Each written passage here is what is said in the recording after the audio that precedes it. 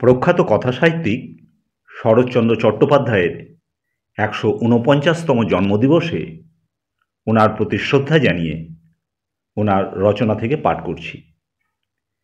এই মূল্যবান রচনায় তিনি যে বিষয়টি তুলে ধরেছেন আজও সেটা বিদ্যমান।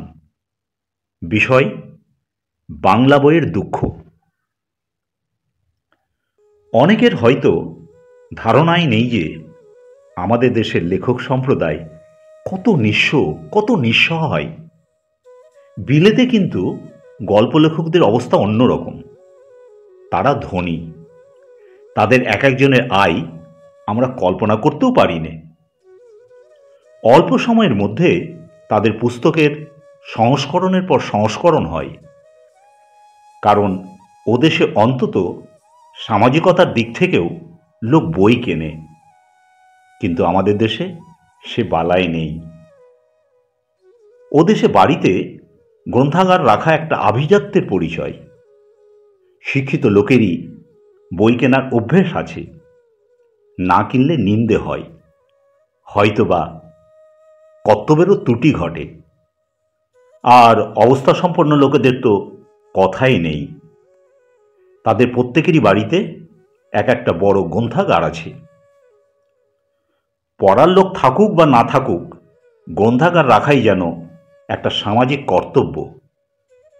কিন্তু দুর্ভাগা জাত আমরা, আমাদের শিক্ষিতদের মধ্যেও পুস্তকের প্রচলন নেই। অনেকে হয়তো মাসিক পত্রিকার পৃষ্ঠা থেকে সমালোচনার ছলে শুধু গালিগালাজের উপকরণ সংগ্রহ করে নেন। যদি খোঁজ নেন তো দেখতে পাবেন তাদের অনেকেই মূল বইখানা পর্যন্ত পড়েননি। আমি নিজেও একজন সাহিত্য ব্যবসায়ী। নানা জায়গা থেকে আমার ডাক আসে। অনেক বড়লোকের বাড়িতে আমি গেছি, খোঁজ নিয়ে দেখেছি তাদের আছে সবই, নেই কেবল গ্রন্থাগার। বই কেনা তাদের অনেকের কাছেই অপব্যয় ছাড়া আর কিছুই নয়। যাদের বা একান্তই আছে, তারা কয়েকখানা চকচকে বই বাইরের ঘরে সাজিয়ে রাখেন, কিন্তু বাংলা বই মোটেই কেনেন না। তাই বাংলায় যাকে আপনারা জ্ঞানগর্ভ বই বলছেন, সে হয় না, কারণ বিক্রি নেই। বিক্রি হয় না বলেই প্রকাশকেরা ছাপাতে চান না। তারা বলেন ওসবের কোনো চাহিদা নেই, নিয়ে এসো গল্প। লোকে ভাবে গল্প লেখাটা বড়ই সোজা। শুভানুধ্যায়ী পাড়ার লোকে যেমন অক্ষম আত্মীয়কে পরামর্শ দেয়, তোকে দিয়ে আর কিছুই হবে না, যা তুই হোমিওপ্যাথি করগে যা। অথচ হোমিওপ্যাথির মতো শক্ত কাজ খুব কমই আছে। এর কারণ হচ্ছে, যে জিনিসটা সকলের চেয়ে শক্ত তাকেই অনেকে সবচেয়ে সহজ ধরে নেয়। ভগবান সম্বন্ধে কথা বলা যেমন দেখি, তার সম্বন্ধে আলোচনা করতে কারো কোনো বিদ্যে বুদ্ধির অভাব ঘটে না। গল্প লেখকদের বিরুদ্ধে অভিযোগ করলে কি হবে? টাকার অভাবে কত ভালো ভালো কল্পনা, কত বড় বড় প্রতিভা যে নষ্ট হয়ে যায়, তার খবর কে রাখে? যৌবনে আমার একটা কল্পনা ছিল, একটা উচ্চাশা ছিল যে দ্বাদশ মূল্য নাম দিয়ে আমি একটা ভলিউম তৈরি করব, যেমন সত্যের মূল্য, মিথ্যার মূল্য, মৃত্যুর মূল্য, দুঃখের মূল্য, নরের মূল্য, নারীর মূল্য, এইরকম মূল্য বিচার।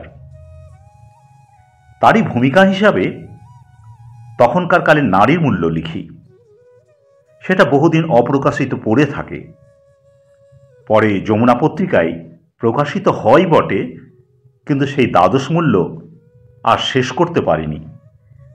তার কারণ অভাব। আমার জমিদারি নেই, টাকা নেই, তখন এমনকি দুবেলা ভাত জোটাবার পয়সা পর্যন্ত ছিল না। প্রকাশকেরা উপদেশ দিলেন, ও সব চলবে না, তুমি যাতা করে তার চেয়ে দুটো গল্প লিখে দাও, তবু 1000 খানেক কাটবে। আমাদের জাতির বৈশিষ্ট্যই বলুন কিংবা দুর্ভাগ্যই বলুন, বই কিনে আমরা লেখকদের সাহায্য করি না, এমনকি যাদের সঙ্গতি আছে তারাও করেন না, বরং অভিযোগ করেন গল্প লিখে হবে কি। অথচ আজ অন্তঃপুরে যেটুকু স্ত্রী শিক্ষার প্রচার হয়েছে তা এই গল্পের ভিতর দিয়েই। কত বড় বড় কবি উৎসাহের অভাবে নাম করতে পারেননি। পরলোকগত সত্যেন দত্তর শোকবাসরে গিয়ে দেখেছিল অনেকে সত্যি কাঁদছেন। তখন অত্যন্ত ক্ষোভের সঙ্গে বলেছিলাম, কড়া কথা বলা আমার অভ্যাস আছে, এরকম ক্ষেত্রে কড়া কথা মাঝে মাঝে বলেও থাকি। সেদিন বলেছিলাম, এখন আপনারা কেঁদে ভাসাচ্ছেন, কিন্তু জানেন কি যে 12 বছরে তার 500খানা বই বিক্রি হয়নি। অনেকে বোধ করি তার সব পুস্তকের নাম পর্যন্ত জানেন না, অথচ আজ এসেছেন অশ্রুপাত করতে। আমাদের বড়লোকেরা যদি অন্তত সামাজিক কর্তব্য হিসাবেও বই কেনেন, অর্থাৎ যাতে দেশের লেখকদের সাহায্য হয় এমন চেষ্টা করেন, তাতে সাহিত্যের উন্নতিই হবে, লেখকরা উৎসাহ পাবেন, পেটে খেতে পাবেন, নিজেরা নানা বই পড়বার অবসর পাবেন। এর ফলে তাদের জ্ঞান বৃদ্ধি হবে, তবে তো তারা জ্ঞানগর্ভ বই লিখতে পারবেন।